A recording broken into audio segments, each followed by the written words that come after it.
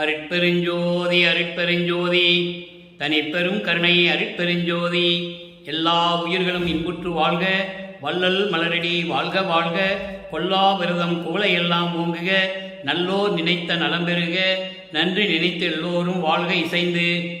உலக மக்களே, அறிவார்ந்த அன்பர்களே, ஆண்மநேய ஒருமைப்பாடுடைய அன்பர்களே, வல்லற்பமான மக்களிய திருவெட்பாவில் 3ஆம் திருமுறையில் 4வது பதிகத்தில் இருக்கின்ற திருவுலா வியப்பு என்ற பதிகத்தில் இருக்கின்ற பாடலுடைய விளக்கங்களை பார்த்து கொண்டிருக்கிறோம். திருவுலா வியப்பு மொத்தம் 10 பாடல்களை கொண்டது. ஒவ்வொரு பாடலிலும் இறைவன் பவனி வருகிறார் என்பதை மக்கள் கூற, அந்த பவனியை பார்ப்பதற்காக இவர் செல்லுவதற்கு முன்னாலேயே இவருடைய மனம் உள்ளம் அங்கே போய் நிற்கிது.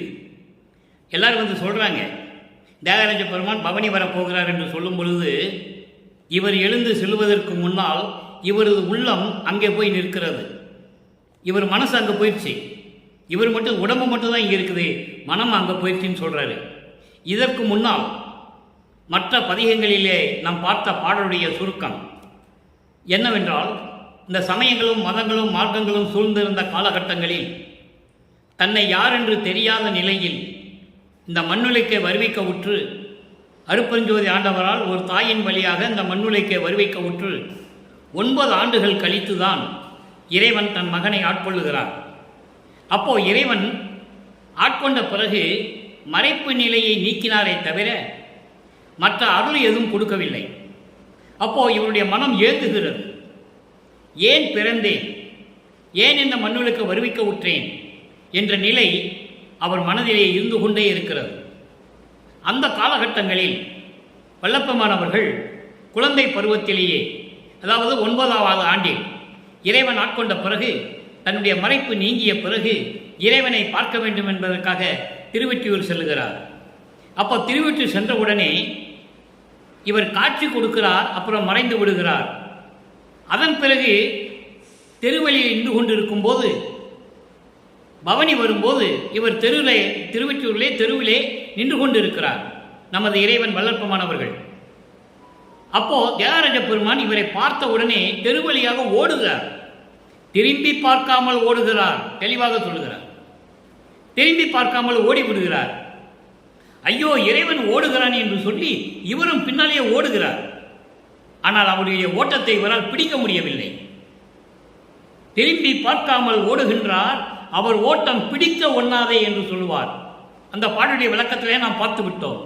அதன் பிறகு காலங்கள் கடந்த பிறகு, அதன் பிறகு திருவொற்றியூரிலே இறைவன் பவனி வருகிறார் என்று மக்கள் சொல்லும்போது, அங்கு திரண்டு இருந்த மக்கள் இவரிடம் சொல்லுகிறார்கள், இன்று தியாகராஜ பெருமான் பவனி வருகிறார் என்று சொல்லும் பொழுது நாமும் பார்க்க வேண்டுமே என்ற ஆவலில் புறப்படும் போது அவருடைய மனம், அவருடைய உள்ளம் இவரை விட்டு அங்கே போய் இறைவன் முன்னால் நின்று கொண்டிருக்கிறது என்ற நிலையை ஒவ்வொரு பாடலிலும் நமக்கு அருளியிருக்கிறார்கள். அதோடு மட்டுமல்ல, சமயங்களும் மதங்களும் மார்க்கங்களும் சூழ்ந்திருந்த காலகட்டங்களில் இறைவனை எப்படி வர்ணிக்கிறார், இறைவனை எப்படி உருவகப்படுத்துகிறார். ஏன்னால் இவர்களெல்லாம் சமயங்களும் மதங்களையும் மார்க்கங்களையும் சார்ந்த ஈஸ்வர தத்துவத்துடைய தலைவர்கள். சிவபெருமான், நடராஜன், தியாகராஜ பெருமான், மதுரை சொக்கநாதர், இப்படியெல்லாம் நிறைய சொல்லுவாங்க. லிங்கேஸ்வரன், அது இது எல்லா பேர் வச்சு பல பேர்களை வச்சிருப்பாங்க. அந்த நிலையில் இருக்கும்போது இறைவனை எப்படி உருவகப்படுத்துகிறார், இறைவன் திருவொற்றியூரிலே எப்படி இருக்கிறார் என்பதையும், பவனி வரும்போது இவர் செல்வதற்கு முன்னாலேயே இவர் மனம், இவருடைய உள்ளம் அங்கு சென்று விட்டது என்று சொல்லுகிறார். அப்படி இருந்தும் இறைவனுடைய அருளை பெற முடியவில்லை. இதான் நீங்க நல்லா கவனிக்கணும். அவர் இறைவன் ஆட்கொண்டாரே தவிர அருளை கொடுக்கவில்லை. காரணம், இன்னும் காலங்கள் இருக்கிறது. வருவிக்க உற்று 51 வருடங்கள் அவருக்கு எப்படி எப்படி அருளை தர வேண்டும் என்று அருட்பெருஞ்சோதி ஆண்டவர் நிர்ணயம் பண்ணி அதை 8 ஆண்டுகளாக பிரித்து அருளை கொடுக்கிறார். திருவெட்பாவிலே தெளிவாக நமக்கு அருளியிருக்கிறார்கள் நமது இறைவன் வல்லற்பமானவர்கள். வல்லற்பமானவர்களை இறைவனாகவே வருவிக்குற்றவர். வல்லப்பமான பேசும்போது இறைவன் என்றுதான் சொல்ல வேண்டும். அவருக்கு வயது இல்லை, ஒவ்வொரு யுகத்திலையும் இருந்தவர் என்பதை திருவெட்பாவிலே நமக்கு தெளிவாக அருளியிருக்கிறார்கள் என்பதை நீங்கள் புரிந்து கொள்ள வேண்டும். இப்போ இந்த பாடலை பார்க்க போகிறோம். அப்போ சமயங்களும் மதங்களும் மார்க்கங்களும் இருக்கும்போது அந்த காலகட்டங்களில். அப்போ அவருக்கு சுத்த சன்மார்க்கம் தெரியாது. சுத்த சன்மார்க்கத்தை எப்போ கொடுத்தாரு, அது எப்படி அருளை பெற்றுக் கொண்டார் என்பதை நாம் படிப்படியாக பார்த்து கொண்டிருக்கிறோம். நாங்கள் நன்றா நீங்கள் கவனிச்சுட்டு வரணும்.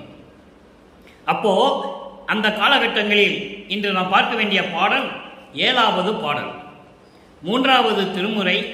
ஏன் 1ஆம் திருமுறையிலிருந்து ஒவ்வொரு பதிகமாக ஒவ்வொரு திருமுறையாக நான் விளக்கம் கொடுத்து கொண்டிருக்கிறேன் என்றால், சமயங்களும் மதங்களும் மார்க்கங்களும் சூழ்ந்திருந்த காலகட்டங்களில் எப்படியெல்லாம் இந்த உலகம் இயங்கிக் கொண்டிருந்தது, எப்படியெல்லாம் அந்த நெறிகளை பின்பற்றி கொண்டு மக்கள் துன்பப்பட்டு கொண்டிருக்கிறார்கள், சமரச சுத்த சன்மார்க்கத்தை பெற்ற பிறகு எப்படி மக்களுடைய நிலை மாற வேண்டும் என்ற நிலையை விளக்குவதற்காக 1ஆம் திருமுறையிலிருந்து 4ஆம் திருமுறை வரைக்கும் நமக்கு அருளி இருக்கிறார்கள் நமது இறைவன் வல்லப்பமானவர்கள். அப்போ ஒவ்வொரு திருமுறையில் இருக்கிற பாடலுக்கு முடிவான விளக்கம் 6ஆம் திருமுறையிலே சுத்த சன்மார்க்கத்தை பெற்ற பிறகு எப்படி இருக்கிறது என்பதை ஒவ்வொரு பாடலின் மூலமாக நாம் பார்த்து கொண்டிருக்கிறோம். அந்த வகையிலே நாம் பார்க்க வேண்டிய பாடல் திருவிழா வியப்பு, 3ஆம் திருமுறை, 4வது பதிகம், 7வது பாடல். பாடல் நல்லா கவனிங்க. பின் பால் சடையார் தியாகர் என பேசும் அருமை பெருமானார். இறைவனை சொல்லுகிறார். திருவொற்றியூரில் இருக்கின்ற இறைவன் தியாக பெருமான். பின் பால் சடையார், பின்னிய சடையை கொண்டவர், மன்றார் நடத்தார், அம்பலத்திலே நடனமாடிக்கொண்டிருப்பவர், ஒற்றிதனில் வந்தார் பவனி என்றார். திருவொற்றியூரிலே பவனி வருகிறார் என்று மக்கள் சொன்னார்கள். நான் நன்றா துகிலை திருத்து முன் நலம் சேர் கொன்றை நளிர்பூ மென்தார் வாங்க மனம் என்னை விட்டு அங்கு அவர் முன் சென்றது. இது பாடல். இந்த பாடலுடைய பதவுரை பாருங்க. அதன் பிறகு தெளிவுரை. பின் தாள் சடையார், பின்னிய சடையை உடையவர், தியாகர் என்று அருமை பேர் கொண்ட இறைவன், தியாகர் என பேசும் அருமை பெருமானார். அப்படிப்பட்ட இறைவன். அப்போ அவர் அருட்பெருஞ்சோதி சொல்ல முடியாது. நல்லா கவனிக்கணும் நீங்க. அருட்பெருஞ்சோதி எப்போ சொல்லுவாரு? சுத்த சன்மார்க்கத்தை பெற்ற பிறகு. அப்போ அவருக்கு தெரியாது. அதனால பத தலைவர்கள், ஈஸ்வர தத்துவத்தை கொண்ட ஈஸ்வரத்தினுடைய தலைவர்கள், ஈஸ்வர தத்துவம் என்பது நான் ஏற்கனவே விளக்கம் கொடுத்திருக்கிறேன். விந்து, நாதம், சதாக்கியம், சுத்த வித்தை, ஈஸ்வரம், 5 தத்துவங்களை கொண்டவர்கள் ஈஸ்வரத்தினுடைய தலைவர்கள். அவரை தான் பல பேரில் வச்சு அழைச்சிக்கிட்டு இருந்தாங்க. பல பெயர்கள் உண்டு. அப்படியெல்லாம் இவங்க நினைச்சபடியெல்லாம் பேர் வச்சுக்குவாங்க. நினைச்சபடியெல்லாம் பேர் வச்சுக்குவாங்க இந்த சமயத்தையும் மதத்தையும் மார்க்கங்களையும் சார்ந்தவர்கள். அப்போ அந்த நிலையில் இருந்து கொண்டு அவர் மன்றார் நடத்தார் என்று சொல்லுகிறார். அம்பலத்திலே நடனமாடிக்கொண்டிருப்பவர், ஒற்றிதனில் பவனி வந்தார் என்றார்கள். திருவொற்றியூரிலே பவனி வருகிறார் என்று சொன்னார்கள். நான் நன்றா துகிலை திருத்தும் முன், நான் படுத்திருக்கேன், எழுந்திருச்சு ஆடையை சரி செய்வதற்கு முன், அப்படி சரி செய்வதற்கு முன்னாலேயே என் உள்ளம் என்னை விட்டு அங்கே சென்று விட்டது. நான் என்ன செய்தேன் என்றால், புத்தம் புது கொன்றை மலர்களை சூடிய இந்த சிவபெருமான, தியாகராஜன், நடராஜன் யார் எடுத்துக்கிட்டாலும் சரி, அவனுக்கு கொன்றை மலர் தான் பிடிக்கும். கொன்றை மலர், புத்தம் புது மலர்கள், கொன்றை மலர்கள் தொடுத்து சூடிய மாலையை நான் வாங்க சென்றேன். அதற்கு முன்னாலேயே என் உள்ளம் என்னை விட்டு பிரிந்து சென்று விட்டது. இதனால் உலக மக்களுக்கு என்ன தெரியப்படுத்துகிறார் என்றால், உலக மக்களே, நான் அருட்பெருஞ்சோதி ஆண்டவரால் இந்த மண்ணுலகிற்கு வருவிக்க உற்று 9 ஆண்டுகள் கழித்து என்னை ஆட்கொண்ட பிறகு, எனது மறைப்பு நிலை நீங்கிய பிறகு நான் இறைவனை காண திருவொற்றியூர் சென்றேன். திருவொற்றியூரிலே என்னை பார்த்து இறைவன் திருவழியாக ஓடுகிறார். நாரையையும் தூது அனுப்பி பார்த்தேன், பலன் இல்லை. கிளிகளை தூது அனுப்பி பார்த்தேன், பலன் இல்லை.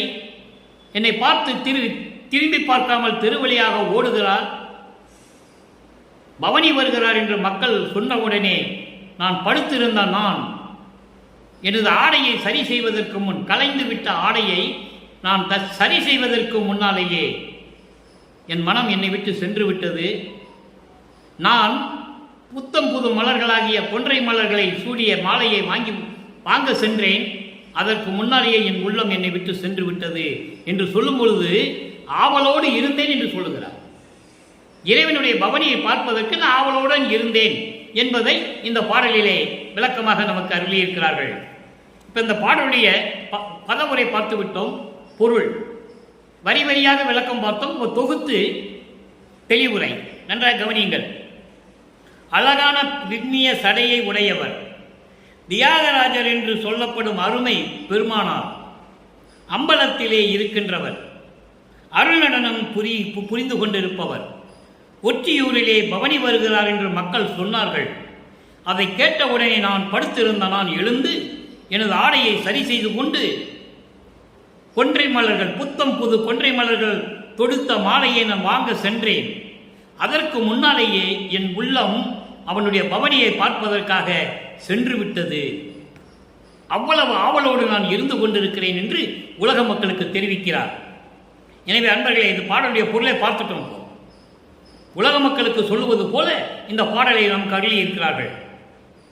இப்போ சமயங்களும் மதங்களும் மார்க்கங்களும் இல்லாத தனி மார்க்கமான இறை மார்க்கமான சமரச சுத்த சன்மார்க்கத்தை பெற்ற பிறகு இன்று நாம் பார்த்த 7வது பாடலில் பார்த்த 3 நிலைகள், அதாவது உருவகப்படுத்துகிறார் இறைவனை. பின்னிய சடையை உடையவர், தியாகராஜர் என்ற பெயர் கொண்டவர், திருவொற்றியூரில் இருக்கின்றவர், அவர் பவனி வந்தார் என்று சொன்னார்கள். அதன் பிறகு நான் எழுந்து ஆடையை கலைந்து போன ஆடையை சரி செய்து கொண்டு புத்தம் புது கொன்றை மலர்கள் சூடிய மாலையை நான் வாங்க சென்றேன். அதற்கு முன்னாலே என் மனம் அங்கு சென்று விட்டது என்ற நிலைகளை அந்த பாடலில் சொல்லுகிறார். சமரச சுத்த சன்மார்க்கத்தை பெற்ற பிறகு இந்த 3 நிலைகளுக்கும் எந்தெந்த நிலையில் 6ஆம் திருமுறையிலே எந்தெந்த பதிகத்தில் பொருள் தருகிறார் என்பதை நாம் பார்க்க போகிறோம். அதுதான் முடிவான விளக்கம். 6ஆம் திருமுறை பதிகம் 7, நான் ஏன் பிறந்தேன்.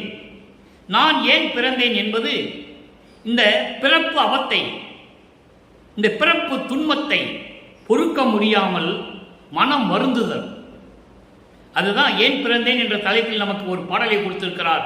7வது பாடல், 7வது பதிகத்திலே 7வது பாடல். நாம் இன்று பார்த்து கொண்டிருக்கின்ற திருவுலாவையப்பனுடைய 7வது பாடலினுடைய முடிவான விளக்கம். அங்கே தியாகராஜ பெருமான் சொல்லுவார், பவனி வந்தார்ன்னு சொல்லுவார், சடையை உடைய இறைவன் என்று சொல்லுவார். அப்போ மனம் அவருக்கு ஒரு நிலையில் இல்லாமல் சுத்த சன்மார்க்கத்தை தெரியாமல் இருந்தபோது அப்படி கூறினார். சுத்த சன்மார்க்கத்தை பெற்ற பிறகு நான் ஏன் பிறந்தேன் என்று இறைவனிடம் கேட்கிறார். நல்லா கவனிக்கணும்.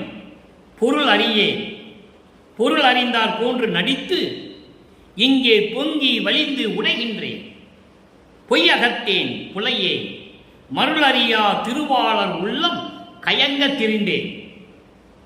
அருமையான பாடல். எப்படி பிரபஞ்சத்தினுடைய தன்னுடைய விளக்கத்தையும் தான் ஏன் இந்த மண்ணுக்கு வருவிக்க விட்டேன் என்று இறைவனிடம் கேட்பதையும், இறைவன் உள்ளத்தில் என்ன இருக்கிறது என்று இறைவனை கேட்கிறார். யாரும் பிரபஞ்சத்தில் யாரும் கேட்டதில்லை. அந்த நிலையில் இருந்து கொண்டு நீங்கள் இந்த பொருளை நன்றாக கவனிக்க வேண்டும். மருளறியா திருவாளர் உள்ளம் கயக்கத் திரிவேன், வையுண்டும் உழவுக்கு உதவாத மாடுவு எனவே தடித்தேன், வெருளறியா கொடுமனத்தேன் விலக்கு இறைத்து கழிப்பேன், வீணர்களில் தலை நின்றேன் விளக்கு அனைத்தும் புரிவேன், தெருளறியேன் உலகிடை நான் ஏன் பிறந்தேன். கேட்கிறார் அப்பங்கிட்ட. அம்மையில் நான் என் அடியேன் என்று சொல்லுவார். விண்ணுலகத்திலே உனக்கு அடியவனாக இருந்து என்னை செல்வ பிள்ளையாக வளர்த்து எனக்கு செல்வ பிள்ளை என்று பெயரிட்டுதானே நான் அங்கே இருந்தேன். ஏன் மன்றவளுக்கு என்னை வருவிக்க செய்தாய், நான் ஏன் பிறந்தேன் என்று தன் தந்தையிடம் கேட்கிறார். தெருளறியேன் உலகிடை நான் ஏன் பிறந்தேன், எனது திருவுள்ளத்தை அறிந்திலேனே தெய்வ நடத்தவனே. இது பாடல். இந்த பாடலுடைய பொருள் பாருங்க. பொருள் அறியேன், பொருள் அறியேன் என்பது மெய்ப்பொருளை நான் அறியாமல் இருந்து கொண்டிருக்கிறேன், எனக்கு தெரியாது. மெய்ப்பொருள் என்றால் என்னவென்று எனக்கு தெரியாது. பொருள் அறிந்தார் போன்று நடித்து, அதாவது மெஞ்ஞானத்தை உணர்ந்தவர்கள் போல நான் இருக்கின்றேன் என்று பொய்யாக நடித்து இங்கே இந்த மண்ணுலகிலே இப்பொழுது பொங்கி வழிந்து உடைகின்றேன். துன்பத்திலே பொங்கி வழிந்து மனம் உடைந்து கொண்டிருக்கிறேன். பொங்கி வழிந்து உடைகின்றேன் என்று சொல்கிறார். துன்பங்கள் பொங்கி வழிந்து அளவில்லாத துன்பத்தை பெற்றுக்கொண்டு துயரங்களை பெற்றுக்கொண்டு நான் மனம் உடைந்து கொண்டிருக்கிறேன். எப்படி சொல்ற பாருங்க. மெய்ப்பொருள் என்னன்னு எனக்கு தெரியாது. ஆனா மெய்ப்பொருள் தெரிந்தவங்க போல நானும் நடித்து பொய்யாக நடித்து இந்த மண்ணுலகிலே உன்னாலே வருவிக்க உற்று பல துன்பங்களை பெற்றுக்கொண்டு மனம் உடைந்து வரிந்து கொண்டிருக்கிறேன். பொய்யகத்தேன், உள்ளத்திலே பொய்களையே சுமந்து கொண்டிருக்கிறேன். புலையேன் என்றால் இந்த மனித பிறவி எடுத்து இந்த மனித உடம்பு எடுத்துக்கொண்டு நான் துன்பப்பட்டு கொண்டிருக்கிறேன். மருளறியா திருவாளர் உள்ளம் கலங்கத் திரிவே. கயங்க என்றால் அதாவது மருளறியா இந்த மாயைகளையும் மயக்கங்களையும் விட்டு இருக்கின்ற திருவாளர்கள் மாயைகளையும் மயக்கங்களையும் விட்டு இருக்கின்ற அந்த பெரியவர்கள் இருக்கிறார்களே, அவர்கள் உள்ளம் கசங்கும்படி அவர்கள் மனம் வெறுக்கும்படி நான் தெரிந்து கொண்டிருக்கிறேன். என்னை பற்றி அவர்கள் உள்ளத்தில் கசப்பு ஏற்பட்டு விட்டது. யார் இவன் இப்படி தெரிந்து கொண்டிருக்கிறான் என்று சொல்லி அவர்கள் என்னை ஏசுகிறார்கள். அதோடு மட்டுமல்ல, வையுண்டும் உழவுக்கு உதவா மாடு எனவே தடித்தேன். வைக்கோல் மாடு திங்கிற வைக்கோல் இருக்கே, அதான் வையுண்டுன்னு சொல்லுகிறார். வை என்றால் வைக்கோல். இந்த வைக்கோலை தின்னுட்டு உழவுக்கு உதவாத மாடு இருக்க, வைக்கோலும் திங்குது, ஆனா உழவுக்கு உதவவில்லை. அந்த மாடு போல நான் தெரிந்து கொண்டிருக்கிறேன். அப்படின்னா என்ன அர்த்தம்? நானும் இந்த முன்னாலே மண்ணுலைக்கு வருவிக்க விட்டு உண்டு உறங்கி தூங்கி எழுந்து உண்டு நானும் மாடு போல திரிந்து கொண்டிருக்கிறேன். வையுண்டு உழவுக்கு உதவா மாடு போல திரிந்து கொண்டிருக்கிறேன் என்று சொல்லுகிறார். தன்னை தாழ்த்திக் கொள்ளுகிறார். ஏனென்றால் ஆனந்தம் வருவிக்க விட்டானை தவிர எனக்கு அருளை கொடுக்கவில்லையே என்ற ஒரு மன வருத்தம், ஆனந்தம் தந்தை மேல். இயற்கை தானே. தந்தை மகனுக்கு அருளை கொடுக்காவிட்டால் கோபம் வருவது இயற்கை தானே. அப்போ மாடு போல திரிந்து கொண்டிருக்கிறேன் என்று சொல்கிறார். வெறுளறியா கொடுமனத்தே, அச்சத்தை உண்டாக்கக்கூடிய கொடுமையான மனம் கொண்டவனாக இருந்து கொண்டிருக்கிறேன். ஏன் சமயங்களிலும் மதங்களிலும் மார்க்கங்களிலும் ஈடுபட்டு இப்படியெல்லாம் திரிந்து கொண்டிருக்கிறேன்? நான் ஏன் பிறந்தேன்? அதோடு மட்டுமல்ல, தெருளறியேன் விழற்கு இறைத்து கழிப்பேன். விழலுக்கு என்றால் வீணாக நாட்களை வீணாக கழித்துக் கொண்டிருக்கிறேன். அதுதான் மகிழ்ச்சி என்று இருந்து கொண்டிருக்கிறேன். வீணாக நாட்களை கழித்துக் கொண்டு மகிழ்ச்சியோடு இருக்கிறோம் என்று நான் நினைத்துக் கொண்டிருக்கிறேன். வீணர்களில் தலை நின்றேன். வீணா போனவங்க பெரியவன். வீணா போனவங்க இருக்கிறாங்கல்ல, எந்த செயலும் செய்யாமல் எதுக்கும் உதவாமல் எதுக்கும் பயனில்லாமல் இழுத்து கொண்டிருக்கிறவர்களுக்கு நான் தலைவனாக நின்று கொண்டிருக்கிறேன். விளக்கு அனைத்தும் புரிவேன். விளக்கு என்பது இந்த விளக்கப்பட்ட துன்பங்கள் இருக்கிறதே, கொடுமையான துன்பங்கள், தீய செயல்கள் அத்தனையும் நான் புரிந்து கொண்டிருக்கிறேன். தெருள் அறியே. அருள் பக்குவம்னா எனக்கு என்ன தெரியல. அருள் பக்குவம், தெருள் என்பது அருள் பக்குவம். அருள் பக்குவம் என்ன என்று எனக்கு தெரியாது. இந்த உலகிடை நான் ஏன் பிறந்தேன்? இந்த உலகத்தில் நான் ஏன் பிறந்தேன்? என்னை ஏன் வருவிக்க செய்தாய்? தந்தையிடம் கேட்கிறார். நினது திருவுலத்தை அறிந்திலே. நீ என்னை பற்றி உன்னுடைய உள்ளத்தில் என்ன நினைச்சிட்டு இருக்கேன்னு எனக்கு தெரியல. நான் என்ன பண்ணுவேன்? தெய்வ நடத்தரசே, அருப்பெருஞ்சோதியே, சத்தியஞான சபையிலே, வடலூரிலே சத்தியஞான சபையிலே இருந்து கொண்டு அங்கே அம்பலத்தில் இருக்கிறான்னு சொல்லுவார். சமயங்களிலும் மதங்களிலும் மார்க்கங்களில் இருக்கும்போது சுத்த சன்மார்க்கத்தை பெற்ற பிறகு வடலூர் சத்தியஞான சபையில் இருக்கின்ற தெய்வ நடத்தரசை என்று சொல்லுகிறார். அடுத்த ஒரு நிலைக்கு விளக்கம் பாருங்க. பதிகம் 10 அடிமை பேரு. இறைவனுக்கு அடியனாக வந்துட்டு அதனுடைய பாக்கியம் எப்படி இருக்கும்? அதை விட வேற பாக்கியம் இருக்கா? எவ்வளவு பொருள் இருந்தும் செல்வந்தனாய் இருந்தும் கூட அந்த பாக்கியம் கிடைக்குமா? அப்போ சுத்த சன்மார்க்கத்தை பெற்ற பிறகு அந்த அடியார் பேரு எப்படி இருக்குமா? நல்லா கவனிங்க. அலியே அலியே அன்பர் அன்பே நல்ல அமுதே சுத்த அறிவான வெளியே வெளியில் இன்ப நடம் புரியும் அரசே விதி ஒன்றும் தெளியே தீங்கு பிறர் செய்யினும் தீங்கு நினையா திருவுளந்தான் எளியேன் அளவில் நினைக்க ஒருபடுமோ கருணை எந்தாயே. இது பாடல். அங்கே திருவொற்றியூரில் இருக்கின்ற இறைவன் என்று சொல்லுவார். அப்போ சமயங்களும் மதங்களும் மார்க்கங்களை சார்ந்த இறைவன் தியாகராஜ பெருமானை அந்த அளவில் சொல்லுவார். சுத்த சன்மார்க்கத்தை பெற்ற பிறகு சொல்லுகிறார் அலியே. அலியே என்பது கருணை உள்ளம் கொண்ட இறைவனே, கருணை கடலே, கருணை அமுதமே. அன்பர் அன்பே. அன்பர் என்பது சமரச சுத்த சன்மார்க்கத்தை சேர்ந்த அன்பர்களினுடைய அன்பே. எப்படி சொல்றார் பாருங்க. அப்ப இறைவன் சமரச சுத்த சன்மார்க்கத்தில் இருந்தால்தான் அந்த அருளை பெற முடியும். இல்லைன்றால் கிடைக்காது. பரிபாகம் தான் உண்டு, முழுமையான அருள் கிடைக்காது. அதான் சொல்லுவார் சிவாய நம என்று நீரிடு, நமச்சிவாய என்று நீரிடு. அருப்பறிஞ்சு சொன்னா இடக்கூடாது. அதுதான் இங்கே சொல்றார். அன்பர் அன்பே. சுத்த சன்மார்க்கத்தை சேர்ந்த அன்பர்களினுடைய அன்பான கடவுளே, அருப்பரின் ஜோதியே, நல்ல அமுதே, அமுது போன்ற இறைவனே, சுத்த அறிவான வெளியே. இங்க பாருங்க, சுத்த அறிவு என்று சொல்லுகிறார். அதான் சொன்னேன், அறிவு வேறு சுத்த அறிவு வேறு. அதை தான் ஞானம் மெஞ்ஞானம் என்று சொல்லுகிறார். ஞானம் வேறு மெஞ்ஞானம் வேறு. அப்ப சுத்த அறிவான வெளியே. சுத்த அறிவான வெளியே என்பது சுத்த சிவஞான வெளியில் இருக்கின்ற இறைவன். அவன்தான் 16வது நிலையில் இருக்கின்ற இறைவன். சமயங்களையும் மதங்களையும் மார்க்கங்களையும் கடந்து கொண்டிருக்கின்ற இறைவன், சுத்த சன்மார்க்கத்தில் இருக்கின்ற இறைவன். அதான் சுத்த அறிவான வெளியே. அந்த வெளியில் இன்ப நடம்புரியும் அரசே. அங்கே அம்பலத்திலே நடம்புரியும் அரசே என்று சொல்லுவார். மதங்களையும் சமங்களையும் மார்க்கங்களையும் சார்ந்து இருந்த போது இங்கே வெளியில் இன்ப நடம்புரியும் அரசே. எந்த வெளி? சிவஞான வெளி. சிவம் என்பது மெஞ்ஞானம், மெஞ்ஞானம் என்பது அருப்பெருஞ்சோதி வெளி. அந்த வெளியிலே இருந்து கொண்டு இன்ப நடம்புரியும் அரசே, விதி ஒன்றும் தெளியேன். விதி என்றால் இந்த அதாவது வழக்குகள் என்று சொல்வார், நெறிகள். நல்ல நெறிகள் ஒன்றும் எனக்கு தெரியாது. நல்ல நெறிகள் எனக்கு ஒன்றும் தெரியாது இதுவரைக்கும். ஆனால் நீ தானே கொடுக்க வேண்டும். சுத்த சன்மார்க்க நெறிகள் என்ன என்பதை நீ எனக்கு கொடுக்க வேண்டும். தீங்கு பிறர் செய்யினும் தீங்கு நினையா உன் திருவுளம்.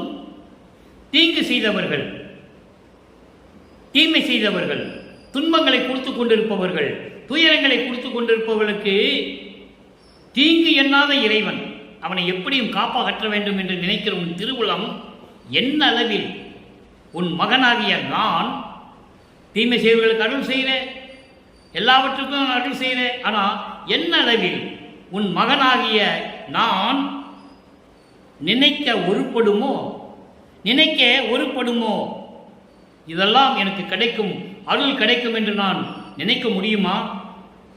என் தாயே, தாய் உள்ளம் கொண்ட இறைவனே என்று சொல்லி இந்த பாடலை அருளியிருக்கிறார்கள். அடுத்த ஒரு விளக்கம், 17வது பதிகம். அத்துவித ஆனந்தத்து அனுபவ விடை ஈடு. ஒளிமயமாகின்ற அந்த ஒரு நிலை இருக்கிறதே, ஆனந்தமான அந்த அனுபவ நிலைக்கு ஈடு இணை எதுவுமே இல்லை. அதான் தலைப்பு. அதை தான் அத்துவித ஆனந்தத்து அனுபவ விடை ஈடு என்று கொடுக்கிறார் தலைப்பு. அப்போ ஒளிமயமாக வேண்டும் என்று சொன்னால் அத்துவிதம் ஒரே நிலை, நீ நான் என்று வேறுபடாத நிலை, ஒன்றான நிலை, அதான் ஒளிமயமாகும் நிலை. அந்த அனுபவம் கிடைச்சிட்டா எப்படி இருக்கும் அதை கேட்கிறார் பாருங்க. நல்லா கவனிங்க. ஆனந்த நடம் பொதுவில் நான் கண்ட தருணத்தை. அப்ப இறைவனை பார்க்கிற, சுத்த சன்மார்க்கத்தை வாங்கிட்டாரு, இறைவனை சத்தியஞான சபையில் பேரின்ப நடனம் ஆடிக்கொண்டிருக்கின்ற இறைவனை பார்க்கிறார். நான் கண்ட தருணத்தை, அந்த நேரத்தில் அருமருந்து ஒன்று என் கருத்தில் அடைந்து அமர்ந்ததுதான். அருமருந்து ஒன்று என் கரத்தில் அமர்ந்ததுதான். எவ்வளவு அருமையா சொல்றார் பாருங்க. அருமருந்து ஒன்று, அருப்பரின் ஜோதி. அந்த அருப்பரின் ஜோதியை என் கையில் கொடுத்ததுதான். அதாவது சத்தியஞான சபையிலே உன்னை நான் கண்டபோது அந்த நேரத்தில் எனக்கு அருப்பரின் ஜோதியை என் கையில் கொடுத்து அடைந்து அமர்ந்ததுதான். அப்போ அருட்பெருஞ்சோதியை கையில வாங்குறார். அப்போ அந்த நேரத்தில் சொல்றாரு பாருங்க, கானந்த மதத்தாலே காலம் மறைபடுமோ. கானந்த மதத்தாலே என்பது, கான் என்றால் காடு, அந்தம் என்பது மரங்களும், அதாவது அடர்ந்த காடு. அடர்ந்த காடு, இருள் சூழ்ந்த காடு, அது போன்று இருக்கின்ற செருக்கு. மதம் என்றால் செருக்கு, ஆணவம். இங்க மதம் என்பது ஆணவம், செருக்கு. அப்போ அளவற்ற ஆணவத்தினால் அந்த செருக்கால் காலம் மறைபடுமோ, எனக்கு பக்குவம் இல்லாமல் போய்விடுமோ. உன்னை சத்தியஞான சபையில் பார்க்கும்போது அருட்பெருஞ்சோதி என் கையில் கொடுத்துட்டேன், நான் இல்லை என்று சொல்லவில்லை. அதே நேரத்தில் அளவில்லாத அந்த ஆணவம் என்னை வந்து அழையும் போது காரை மறைபடுமோ, அருள் பக்குவம் இல்லாமல் போய்விடுமோ. அப்ப என்ன சொல்றாரு, செருக்கை அடக்க வேண்டும் என்று சொல்லுகிறார். நேற்று சித்தி புத்தி என்று சொல்லுவார், இன்னைக்கு பாருங்க ஆணவத்தை சொல்லுகிறார். நல்லா நீங்க கவனிச்சுக்கிட்டே வரணும். அப்போதான் இறைவன், நமது இறைவன் வல்லற்பமானவர்கள் உலக மக்களுக்கு என்ன சொல்லுகிறார் என்பது புரியும். அப்போ அந்த நேரத்தில் எனக்கு அருள் பக்குவம் இல்லாமல் போய்விடுமோ. எப்படி சொல்றார் பாருங்க. அப்போ ஆணவத்தை அடக்க வேண்டும் என்று சொல்லுகிறார், செருக்கை அடக்க வேண்டும் உலக மக்களே, அப்போதான் உங்களுக்கு அருள் பக்குவம் கிடைக்கும் என்று சொல்லுகிறார். அடுத்து பாருங்க, கடும் காரமாகி என்றன் கருத்தில் உறைந்திடுமோ. கடும் காரமாகி என்றால் அந்த சிறந்த பக்குவம், அந்த சிறந்த முறையில் என் உள்ளத்தில் நிலையாக நிற்குமா. சினம் வந்துவிட்டது, அந்த சினத்தினால் எனக்கு அந்த பக்குவம் இல்லாமல் போய்விடுமா. இல்லை என்றால் அந்த சிறந்த அருள் பக்குவம் என் உள்ளத்தில் நிரந்தரமாக இருக்குமா. தந்தையிடம் கேட்கிறார். அப்போ உலக மக்களுக்கு என்ன தெரிவிக்கிறார் என்றால், உலக மக்களே, ஆணவம் இருக்கக்கூடாது, செருக்கு இருக்கக்கூடாது. உங்களுக்கு இறைவனுடைய அருள் பக்குவம் கிடைக்க வேண்டும் என்றால் நீ செருக்கை விட வேண்டும், ஆணவத்தை விட வேண்டும் என்று சொல்லுகிறார். எவ்வளவு அற்புதமான விளக்கம் என்பதை நீங்கள் புரிந்து கொள்ள வேண்டும். அடுத்து பாருங்க, ஊன் அந்தம் அறக்கொள்ளும் போது. இந்த பாடலெல்லாம் விளக்கம் அவ்வளவு சீக்கிரமா யாரையும் சொல்ல முடியாது. இறைவனுடைய அருளும் தயவும் இருந்தால்தான் இந்த விளக்கம் தர முடியும் என்பதை நான் சொல்லிக் கொள்வதில் பெருமைப்படுகிறேன். ஊன் அந்தம் அறக்கொள்ளும் போது இனிக்க ரசம் தருமோ. ஊன் என்பது உடம்பு, அந்தம் அறக்கொள்ளும் போது என்பது இந்த உடம்பு இரவாத நிலையில், இந்த உடம்பு இரவாத நிலை, அதான் அந்தம். அந்தம் என்றால் இறப்பது, மறைவது, அழிவது, எது வேணாலும் நீங்க எடுத்துக்கலாம். அப்போ இந்த உடம்பை இரவா நிலையில் இருந்து கொண்டு வைத்துக்கொண்டு பேரின்பம் தருமா. பேரின்பம் தருமோ, அதான் சொல்றாரு, இனிக்க ரசம் தருமோ. இனிக்கும்படி சாறு கிடைக்குமா. அப்படி என்றால் உலகியல் விளக்கம், அது சுத்த சன்மார்க்க விளக்கம் அப்படி அல்ல. இந்த உடம்பு இறைவாத நிலையில் இருந்து கொண்டு பேரின்பத்தை தருமா. எவ்வளவு அற்புதமா சொல்றாருங்கிறத நீங்க கவனிச்சுக்கணும். பேரின்பத்தை தருமா. எப்போ? சமரச சுத்த சன்மார்க்கத்தை பெற்ற பிறகு, அருட்பெருஞ்சோதியை பெற்ற பிறகு அவர் சொல்லுகிறார். அப்போ இந்த உடம்பு, அழியாத உடம்பு நிலையில் இருந்து கொண்டு பேரின்பத்தை தருமா. அப்படி பேரின்பம் கிடைக்காமல் துன்பம் வந்து சேருமா. அதுக்கு என்ன சொல்றாரு பாருங்க, உனக்கசிந்து, உனக்கசந்து, உண்பதற்கு கசப்பு. உனக்கசந்து என்பது உண்ணுவதற்கு கசப்பாக இருக்கிறது. உண்பதற்கு கசப்பாக இருக்கிறது என்றால் இந்த பேரின்பம் கிடைக்காமல் குமட்டி எதிர் எடுத்திட நேர்ந்திடுமோ. குமட்டி வாந்தி எடுக்க வந்துடுமா. எப்படி சொல்றாரு பாருங்க. அந்த ரசம் இருக்கிறதே, அந்த பேரின்பம், அந்த பேரின்பம் உண்ணுவதற்கு கசந்து வாமிட்டு எடுக்க நேர்ந்திடுமா. அதை சமரச சுத்த சன்மார்க்க விளக்கத்தை எப்படி தருகிறார் என்பதை நீங்கள் கவனிக்க வேண்டும். இந்த உடம்பை அழியாத நிலையில் வைத்துக் கொண்டு பேரின்பத்தை தருமா. அது இல்லாமல் பேரின்பம் கிடைக்காமல் துன்பங்களே வந்து சேருமா. அதான் வாந்தி எடுக்கிறது. அப்படிப்பட்ட துயரங்களும் துன்பங்களும் எனக்கு வந்து சேருமா. நான் அந்த உளவு அறிந்து, அந்த ரகசியத்தை தெரிந்து கொண்டு, அந்த சூழ்ச்சியை தெரிந்து கொண்டு, அந்த சூதை தெரிந்து கொண்டு பிறருக்கு ஈய வருமோ. நான் மற்றவர்களுக்கு கொடுக்க முடியுமா. உன்னுடைய அருளை, உன்னுடைய அருள் பக்குவத்தை நான் வாங்கிக் கொண்டு, நீ எனக்கு அருட்பெருஞ்சோதி கொடுத்து விட்டாய், நான் அருள் பக்குவத்தை உன்னிடமிருந்து வாங்கிக் கொண்டு இந்த அழியாத உடம்பு நிலையில் பேரின்பம் எப்படி வரும்? பேரின்பம் கிடைக்காவிட்டால் துன்பங்கள் எப்படியெல்லாம் வந்து சேரும் என்பதை, அந்த சூழ்ச்சியை, அந்த அந்த சூதரை, அந்த ரகசியத்தை நான் மற்றவர்களுக்கு சொல்ல முடியுமா? மற்றவர்களுக்கு நான் அந்த நிலையை கொடுக்க முடியுமா?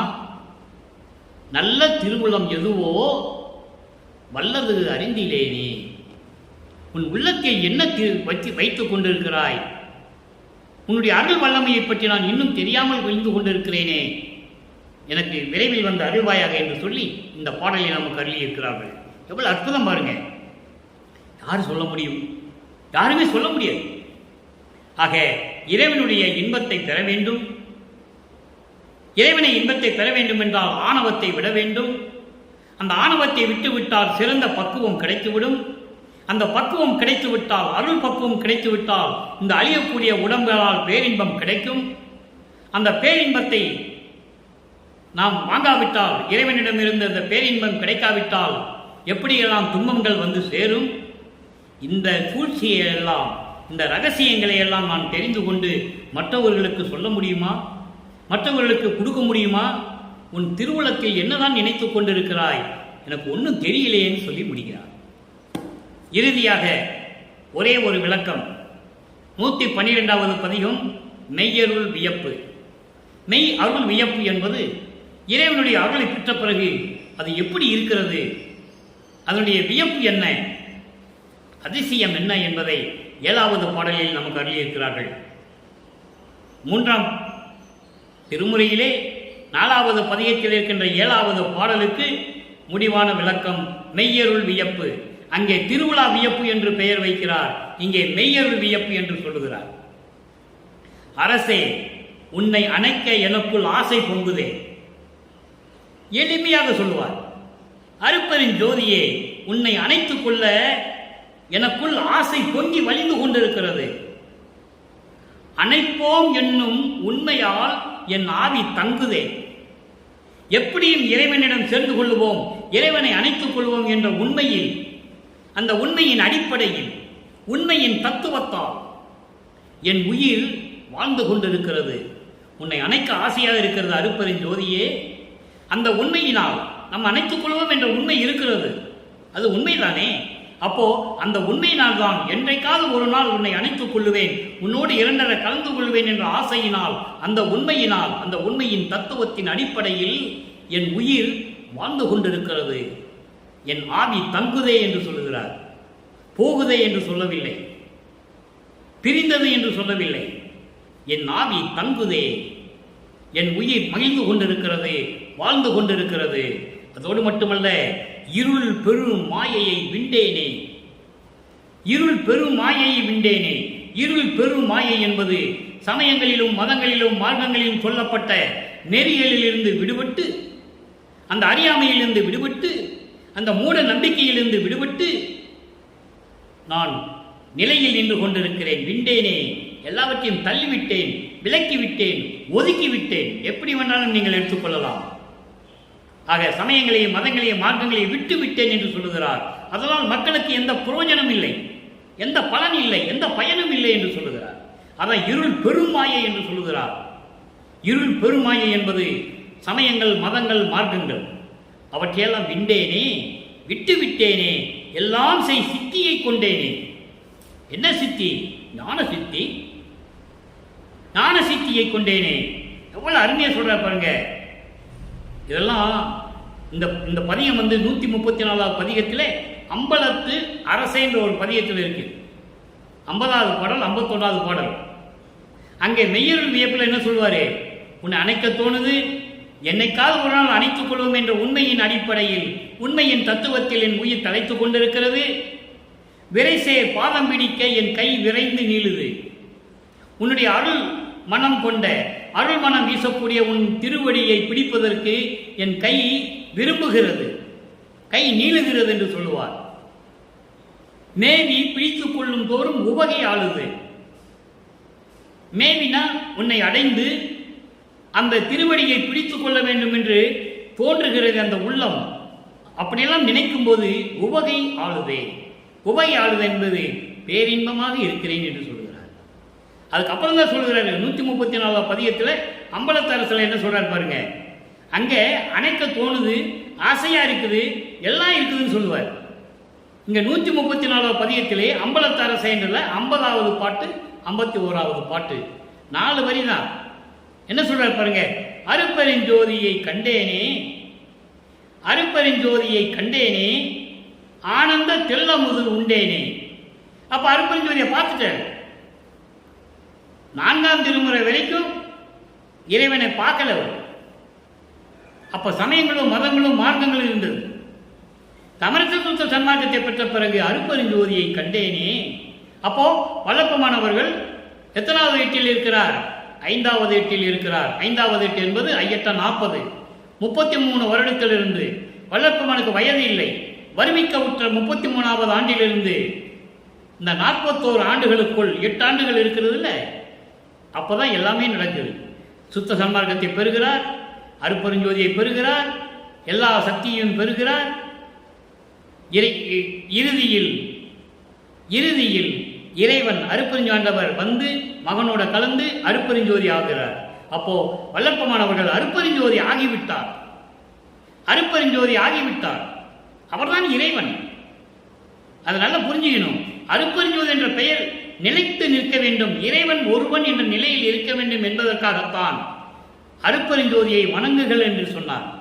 என்னை வணங்க தேவையில்லை, அருப்பெருஞ்சோதியை வணங்குங்கள் என்று சொன்னார். அதனுடைய உள் சூட்சமம், அதனுடைய ரகசியம் என்ன? அதனுடைய ரகசியம் என்னவென்றால் நான் தான் அருப்பெருஞ்சோதி என்று சொல்லுகிறார். அதை நீங்க புரிஞ்சுக்கணும். மக்களிடம் யாரும் சொல்லவில்லை. 200 வருட காலமாக இறைவனுடைய இறைநிலையை யாருமே சொல்லவில்லையே.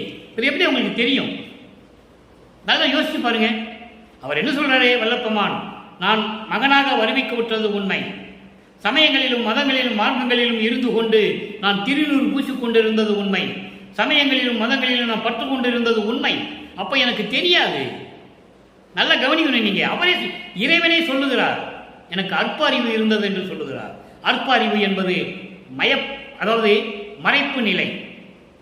இறைவன் ஆட்கொள்ளவில்லை, அப்போதெல்லாம் எனக்கு இறைவன் ஆட்கொள்ளவில்லை, அதனால் நான் இருந்து கொண்டிருந்தேன். இறைவனை ஆட்கொண்ட பிறகு மகனே சமயங்களும் மதங்களும் மார்க்கங்களும் பொய் என்று சொன்னார். நானும் மக்களுக்கு சொல்லிவிட்டேன், உலக மக்களுக்கு பொறித்த மதம் எல்லாம் சமயம் எல்லாம் பொய் பொய்யே, ஞான சரியில வரும். சிவம் ஒன்றே பொருள் என கண்டறிமின். சிவம் என்பது அருப்பெருஞ்சோதி. சிவன் வேறு, சிவம் வேறு, ஞானம் வேறு, மெஞ்ஞானம் வேறு. நல்லா புரிஞ்சுக்கணும் நீங்க. அப்ப அந்த நிலையில் இருக்கும்போது என்ன சொல்ற பாருங்க. அருப்பெருஞ்சோதியை கண்டேனே, ஆனந்த தெல்லமுது உண்டேனே சொல்லுவாங்க. வல்லப்பமான இலையை போட்டு படையல் வச்சு விதவிதமா சாப்பிட்டாருன்னு சொல்லுவாங்க. இல்ல, அதெல்லாம் பொய். அவர் கருவில் இருந்தே 51 வருடங்கள் வரைக்கும் அருளமுதம் உண்டவர். மறைப்பு இருக்கின்ற நிலையில் அவர் உண்டது உண்மை. ஆனால் அந்த உண்டதெல்லாம் அமுதமாயிற்று என்று சொல்லுவார். திருவருட்பாவில உண்டு, நான் ஏற்கனவே உண்டதெல்லாம் அமுதமாகிவிட்டன என்று சொல்லுவார். நல்லா கவனிக்கணும் நீங்க. அப்ப இறைவனுக்கு தான் அந்த தகுதி உண்டு. அருப்பெருஞ்சோதியை கண்டேனே, ஆனந்த தெல்லமுது உண்டேனே, இருள் பெரும் மாயை விண்டேனே, எல்லாம் செய் சித்தியை கொண்டேனே. அப்போ சமயங்களையும் மதங்களையும் மார்க்கங்களையும் விட்ட பிறகு அருப்பெருஞ்சோதி ஆண்டவரை நான் கேட்கொண்ட பிறகு நான் எல்லா சித்தியை பெற்றுக் கொண்டேன் என்பது. எல்லா சித்தி என்பது என்ன? 5 தொழில்கள்: படைத்தல், காத்தல், அழித்தல், மறைத்தல், அருளல். அதுக்கு முன்னால் ஒவ்வொருத்தரும் தனித்தனியாக செஞ்சுட்டு இருந்தான். படைத்தல் தொழிலை தத்துவ தலைவனாகிய பிரம்மன் செய்து கொண்டிருந்தான். அவனுக்கு ஆயுசு உண்டு, மறைந்து விட்டான், இறந்து விட்டான். மாலம் துஞ்சுவான், மலரவன் இறப்பான், மற்ற வானவர் முற்றிலும் அழிவர் என்று சொல்லுவார். 2ஆம் திருமுறையிலேயே சொல்லுவார்.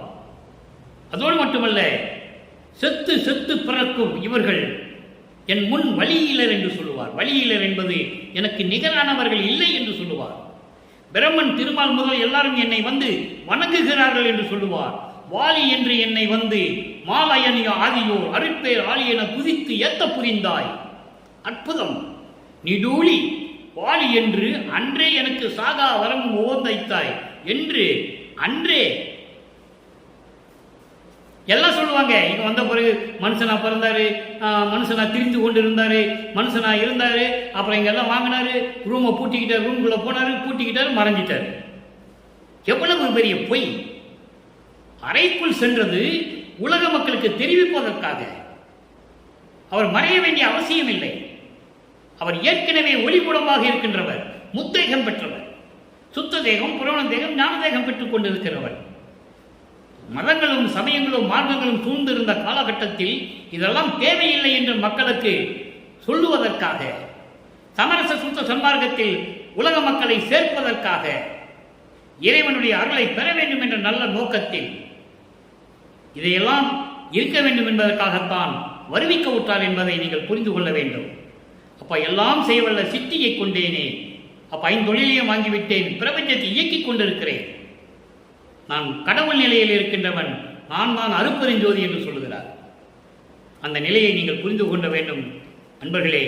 அப்படிப்பட்ட இறைவனை, நமது இறைவனை, வல்லற்பமானவனை, அருட்பெருஞ்சோதியை நீங்கள் சைவ நிலையில் இருந்து கொண்டு, வீட்டிலே இருந்து கொண்டு மண்ணகல் விளக்கிலே தீபமேற்றி அருட்பெருஞ்சோதி அருட்பெருஞ்சோதி தனிப்பெரு கருணை அருட்பெருஞ்சோதிய மகாமந்திரத்தை உச்சரித்து இறைவனை வழிபட்டு, சமயங்களும் மதங்களும் மார்க்கங்களும் சாராது, எந்த சங்கற்ப விகற்பங்களிலும் சாராது, தீபத்துக்கு முன்னால் உட்காந்துக்கிட்டு பூ போடுறது, தேங்காய் உடைக்கிறது, ஊதுபத்தி கொளுத்துறது, கற்பூரம் கொளுத்துறது, ஆராத்தி காட்டுறது, அதெல்லாம் செய்யக்கூடாது. வளப்பவன் சொல்லவே இல்லை, அதெல்லாம் செய்யவே கூடாது. வெறும் தீபத்துக்கு முன்னால் உட்காந்துட்டு வழிபடுங்க, அவ்வளவுதான். மகாமந்திரத்தை சொல்லிடுங்க, சைவ நெறியில் இருங்க, அசைவ குணங்களை சாப்பிடாதீங்க, உயிரின் மேல் தயவும் கருணையும் காட்டுங்கள், எல்லா உயிரையும் உங்க உயிர் போல நினைச்சுக்கங்க. இதுதான் வல்லப்பெருமான் சொன்னார். அந்த நிலையில் இருந்து கொண்டு இறைவனை வணங்கி இறைவனுடைய அருளையும் பொருளையும் பெற்றுக்கொண்டு இந்த வையகத்தில் நீங்கள் வாழ்வாங்கு வாழ்ந்து நோயற்ற வாழ்வில் வாழ வேண்டும் என்று இறைவனுடைய தயவோடும் கருணையோடும் கூறி இந்த வள்ளலார் புலியன் விடைபெறுகிறேன். மீண்டும் நாளை சந்திப்போம். நன்றி, வணக்கம். அருட்பெருஞ்சோதி அருட்பெருஞ்சோதி தனிப்பெரும் கருணை அருட்பெருஞ்சோதி.